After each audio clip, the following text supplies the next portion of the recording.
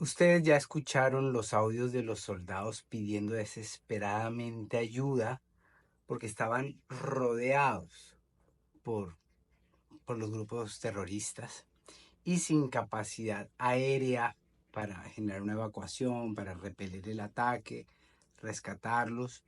El coronel hablando con ellos, diciéndole que se tiren al hueco o que se muevan para determinado punto, y los soldados le decían: mi coronel, no se puede, no se puede. Una situación lamentable, una situación táctica, estratégica de debilitamiento de las fuerzas militares, que es una realidad, es una realidad. Pero allá en los años 90 ocurrían cosas parecidas. Muchas emboscadas, muchos helicópteros desembarcando tropa en áreas que estaban rodeadas, mucho patrullaje entrando a zonas que estaban tomadas por grupos criminales porque no sabían. Pero eso era ya en los años 90 y pasaron ocurrieron muchísimas masacres muy parecidas a lo que pasó ayer en el Cauca, lamentablemente. Pero ya no estamos en los años 90. A principios de 2000 empezó todo un fortalecimiento de las fuerzas militares, tanto tácticamente, operativamente, presupuestalmente, moralmente, fortalecer la moral y el apoyo popular alrededor de las fuerzas militares dentro de un propósito de país, pie de fuerza. Y algo importantísimo que se empezó a hacer a partir de 2002 particularmente: fortalecimiento de la capacidad de inteligencia de todas las fuerzas militares y la integración, ¿no? La operación conjunta, tanto en comunicación como en equipos, en coordinación de todas las fuerzas, Fuerza Aérea, Armada, Ejército, incluso con la policía, para leer el territorio de forma asertiva y hacer ataques o contraataques coordinados en defensa del orden constitucional, en defensa de la seguridad. Para eso son las fuerzas militares y de policía, para garantizar la seguridad de la comunidad, de la gente, del país. Es para eso. Esto no es una cuestión de guerra o no guerra, paz o no paz. Se trata de que a los criminales no se les puede dar margen. Todas las concesiones que usted haga hoy a cualquier expresión criminal, mañana se va a traducir en un fortalecimiento de los criminales y va a restarle, va a socavarle al Estado de Derecho, a las ciudadanías buenas del país, a las comunidades, va a socavarle su seguridad. Es un costo altísimo en seguridad. Lo que seas hoy en seguridad es un costo en vidas para mañana, en violencia. Entonces no hay que ceder. El punto de la historia que le estaba contando es que a partir de 2002 particularmente se empezó a fortalecer toda la capacidad de inteligencia. Y esos ataques, esas llegadas donde llegaban el ejército y eran rodeados y eran copados por todos los grupos criminales, eso se fue eliminando y cada vez eran más exitosos, cada vez el ejército, la armada, la fuerza aérea, la policía tenían más capacidad de leer el territorio, de entender, de infiltrarse, de comprender y generar cada vez ataques más exitosos. Y bajo esa metodología de inteligencia se fue recuperando un territorio que estaba tomado por décadas. Entonces, a partir de 2002 empezó a recuperar el territorio, a recuperar municipios, regresar la policía a cabeceras municipales donde en años anteriores habían sido expulsados no solo los policías, sino los jueces, los alcaldes, la inversión, las carreteras para el comercio. Y el país empezó a prosperar, empezó a crecer el 6% porque hay una capacidad de controlar el territorio y garantizar la seguridad. ¿Cómo? Viendo. La inteligencia es para ver, para entender el territorio, leerlo, saber cómo está estructurado, cuál es la red, cuál es el mapa de poderes, de estructuras criminales, cómo operan, cuáles son sus retaguardias estratégicas, cómo se alimentan, cómo se abastecen, de quiénes se abastecen. Eso es entender el territorio. Y eso se empezó a hacer en toda la primera década de 2000.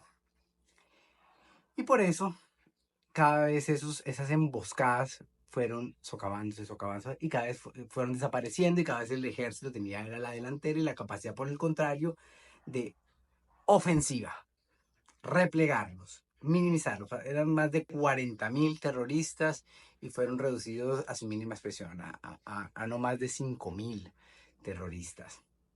Y pues la liberación de todo el territorio nacional. ¿Que faltó por hacer mucho? Sí.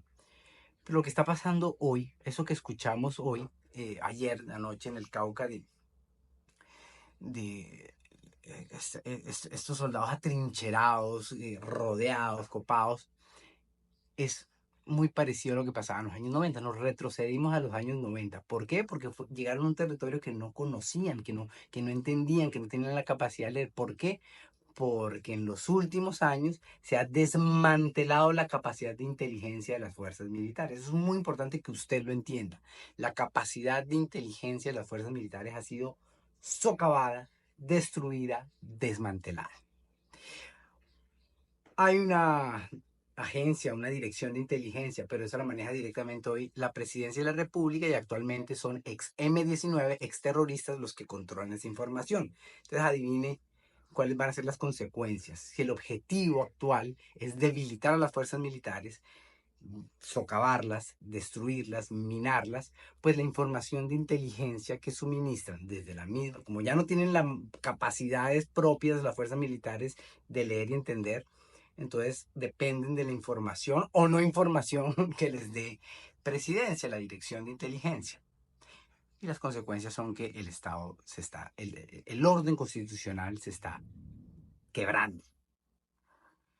Y mire, más que la reforma esta de salud, laboral, pensional, más que cualquier otra cosa, lo más grave, lo más estratégico que se está perdiendo es la seguridad y el control territorial a manos de las fuerzas legítimas del Estado. Eso es lo más importante. Usted una reforma laboral la echa para atrás, la de Cuba, usted incluso una política económica, tributaria, también la de Cuba, la reforma, usted una política pensional con mucho esfuerzo, con más dificultad, pero también puede recomponer el tejido, pero recuperar el territorio a manos de estructuras criminales, endémicas, estructurales, metidas, enquistadas, con unas rentas multimillonarias y un control contundente, es muy difícil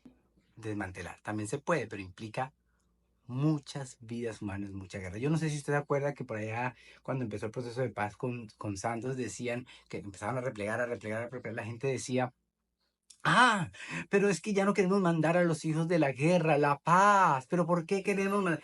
Y el hospital militar ya no llegan tantos heridos como antes, esa es la paz. Y siempre se los dijimos, si usted mira los videos anteriores, les dijimos y las reflexiones que hacíamos era, es muy peligroso. Estamos cediendo el territorio y eso va a ser más costoso en vidas humanas, va a generar más violencia a la larga. Ese no es el camino. El camino es recuperar el territorio. No les quito más tiempo. Lo que está pasando en Colombia es muy grave y es principalmente un deterioro de la seguridad nacional y el deterioro, ¿no? Se está socavando las capacidades de las fuerzas militares y de la policía. Y en eso, las ciudadanías libres de la sociedad civil deberíamos hacer el principal foco. Rodear a las fuerzas militares y solicitar a como de lugar que se restablezca el orden constitucional.